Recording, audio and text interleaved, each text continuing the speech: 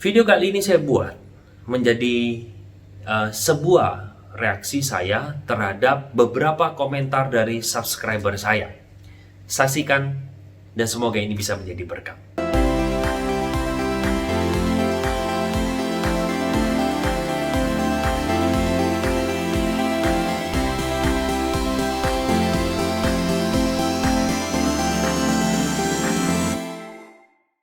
Teman-teman silakan subscribe video saya, karena dengan cara teman-teman menekan tombol subscribe ini memberikan semangat dan motivasi kepada saya untuk terus boleh membuat video dan berkarya bagi Tuhan. Halo teman-teman semua, kembali lagi bersama dengan saya Albert Kurniawan dalam YouTube channel saya. Teman-teman, pada video kali ini saya akan membacakan beberapa komentar teman-teman subscriber saya yang memberikan sebuah pernyataan-pernyataan yang cukup menarik. Nah, kita akan bersama-sama melihatnya. Kita akan lihat yang pertama dari seorang yang bernama Liana Batara. Di sana dikatakan sedih melihat akhir-akhir ini orang-orang percaya saling memojokkan, saling menyerang, mempersalahkan satu dengan yang lain. Bikin video masukkan ke medsos untuk mengkoreksi khotbah orang lain yang harus dikoreksi kalau apa yang dikatakan tidak ada di Alkitab. Saya mau tanya, apakah yang seperti ini bikin video masukkan media sosial, memojokkan, menyerang, mempersalahkan orang lain, membuat nama Tuhan dipermuliakan, ditinggikan? Justru hal-hal seperti ini membuat nama Tuhan dihujat karena orang percaya saling menghakimi, memojokkan, mempersalahkan. Saya sendiri sedih melihat hal seperti ini, apalagi Tuhan orang mengatasnamakan nama Tuhan untuk memojokkan, menyerang dan mempersalahkan orang lain, padahal belum tentu dia sendiri benar. Tuhan Yesus memberkati. Nah, begini, saya memberikan reaksi beberapa terhadap pendeta ataupun kepada ustadz-ustadz yang ada, karena video itu sudah beredar di sosial media. Nah, saya ingin soroti saja dari segi para pendeta. Nah, kalau para pendeta itu sudah memasukkan khotbah atau videonya ke sosial media, berarti sudah tidak ada lagi batasan. Orang-orang semua mendengarnya, dan celakanya begini, kalau semua mereka mendengarnya dan berpikir bahwa itu semua yang dikatakan oleh pendeta itu semuanya benar 100% dan mereka lakukan, maka kalau pendeta itu mengajarkan sesuatu yang keliru, maka jemaat ini akan disesatkan.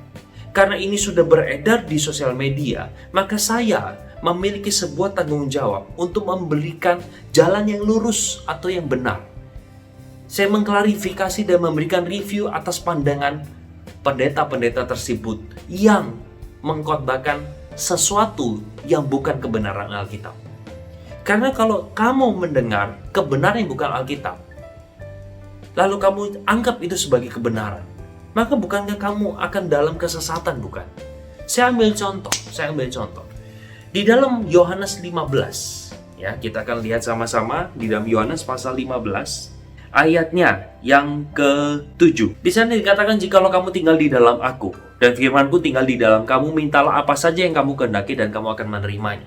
Saya pernah mendengar seorang pengkhotbah yang mengkhotbahkan bahwa mintalah apa saja, maka kamu pasti akan menerimanya. Karena kita adalah anak-anak Tuhan. Nah, terus misalnya kamu mendengar perkataan pendeta ini dan kamu berpikir itu benar. Lalu terus kamu berdoa, Tuhan, aku meminta rumah besar, aku mau minta mobil yang banyak, aku mau minta mobil yang mewah, aku kalau bisa minta gajiku itu adalah 50 juta per minggu, begitu. Kamu minta itu semua dan kamu tidak dikabulkan. Lalu pendeta itu mengatakan, kalau kamu tidak dikabulkan, kamu kurang beriman, imanmu tambahkan, sebutkanlah itu, doakan itu terus menerus, ucapkan itu, kamu katakan di dalam cermin, lalu kamu anggap itu benar, kamu lakukan persis sama, tidak terjadi. Siapa yang salah? Kamu kan? Padahal maksud firman Tuhan bukan seperti itu.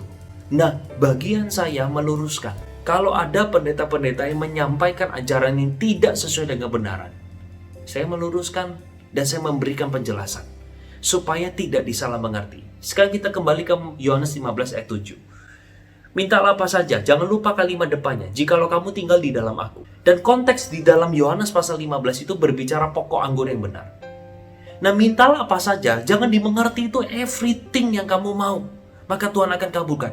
Dan bagi saya, kalau Tuhan mengabulkan semua yang kita minta, itu tidak masuk akal. Hari ini saya minta saya terbang, hari ini saya minta saya bisa ada di satu negara lain dalam waktu sekejap. Tidak bisa. permintaan kita dibatasi. Dan di dalam konteks itu mintalah apa saja berkaitan dengan buah perubahan dalam diri kita. Dan itu terjadi ketika kamu tinggal di dalam firman. Jadi kalau kamu mengatakan bahwa sedih melihat komentar banyak orang, kamu harus mengatakan juga sedih ketika melihat banyak sekali pendeta mencantumkan khotbahnya di dalam sosial media, dan itu keliru. Itu tanggapan saya. Kita masuk ke dalam komentar yang kedua. Di sana dikatakan begini, seorang bernama Musa Eres. Video ini banyak ditonton oleh orang termasuk muslim, tapi tanpa lo sadar tuh membuat keraguan tentang kepercayaannya tentang Kristen. Jadi saran saya, tolong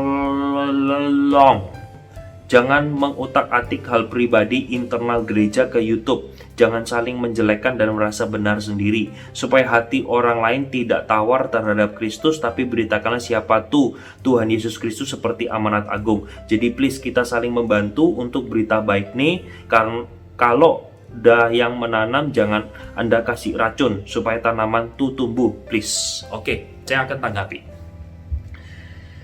Kalau misalnya kamu merasa saya menghakimi dan merasa diri benar, kamu salah besar. Tidak, saya mengembalikan apa yang dimaksud oleh Alkitab. Saya bukan merasa diri benar, tetapi karena saya sudah sekolah teologi, saya tahu bagaimana harusnya memahami dengan benar. Tidak semua perkataan pendeta itu benar. Jadi kita harus kembali apa yang menjadi maksud Alkitab. Karena kalau kamu mengerti yang bukan kebenaran, kamu anggap itu benar, maka kamu disesatkan. Dan bagian saya memberitahu supaya kamu tidak sesat. Contoh, kalau kamu mengatakan bahwa apa yang saya katakan atau video-video saya mungkin terlihat menjelekan dan merasa diri saya benar, bagaimana dengan Kristus sendiri? Kristus juga mengkritik ahli-ahli Taurat. Kristus sendiri mengkritik praktek orang-orang Farisi, dan bahkan dengan nada yang lebih tajam. Nah, bagaimana kamu menanggapi hal itu? Dan lagi, kalau kamu mengatakan kita fokus saja beritakan siapa Tuhan Yesus, tolong kasih tahu kepada pendeta-pendeta karismatik untuk tidak mengagungkan teologi kemakmuran, tapi beritakanlah Kristus yang mati di atas kayu salib dan menyerahkan dirinya untuk banyak orang. Tapi kenapa selalu melulu yang ditekankan soal kesuksesan, tentang bahasa roh, tentang kekayaan? Kenapa harus ke arah sana? Maka seharusnya perkataanmu ini ditujukan juga kepada gereja-gereja yang tidak mengkhotbahkan Kristus yang sejati. Kalau kamu menonton video saya membuktikan kepada orang-orang muslim tentang ketuhanan Yesus. Bagaimana di dalam hal itu? Saya bukan mau sombong. Saya tahu saya juga banyak kekurangan. Saya juga masih belajar. Ada beberapa bagian-bagian Alkitab yang mungkin saya perlu pelajari lebih dalam. Sehingga perkataan kamu itu seharusnya juga ditujukan kepada gereja yang tidak mengkhotbahkan Kristus, tidak mengkhotbahkan Alkitab sesuai dengan apa yang dimaksud penulis awal. Kita baca komentar yang terakhir dari Kejadian sampai Wahyu. Dia katakan, udah tahu kok, makanya waspada. Kolbet, kalau pendeta salah seperti itu, apa langsung pindah gereja atau gimana? Nah, saya kira ini adalah sebuah komentar yang baik. Dia menanyakan sebuah nasihat kepada saya.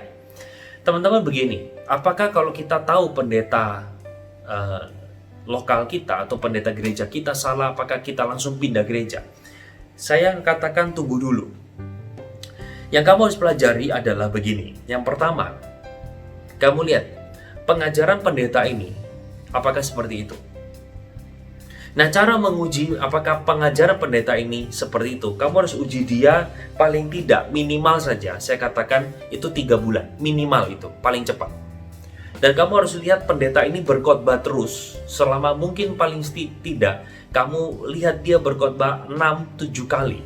Kamu akan bisa melihat apakah yang dikhotbahkan itu sesuai dengan Alkitab atau tidak. Dan yang kedua, kamu harus tahu statement of faith dari gereja itu.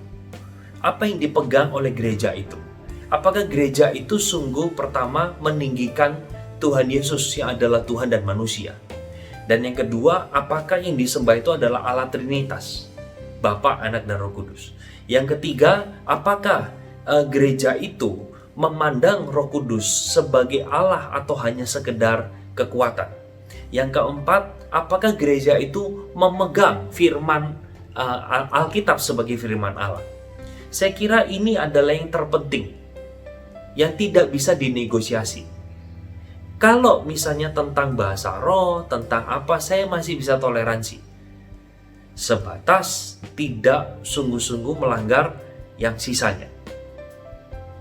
Nah, teman-teman, tidak sematawayang ketika kamu tahu gereja itu pendetanya tidak mengkhotbahkan Alkitab, hari itu juga kamu pindah. Makanya saya katakan selidiki dulu bagaimana pengajarannya. Kalau memang terbukti dia mengkhotbahkan sesuatu yang tidak sesuai dengan apa kata Alkitab, menurut saya, ya mau tidak mau, kamu harus cari gereja yang mengkhotbahkan Alkitab dan mengkhotbahkan kebenaran itu tanpa kompromi. Sekalipun tidak enak di telinga, tetapi itu menjadi sebuah hal yang baik buat kita. Oke teman-teman, sampai di sini saja video saya. Terima kasih teman-teman yang sudah memberikan komentar. Senantiasa juga menonton video saya, dan saya berharap sekali supaya video ini boleh terus memberkati teman-teman semua. Silakan share dan bagikan kepada banyak orang. Sampai di sini, Tuhan Yesus memberkati. God bless you. Bye-bye.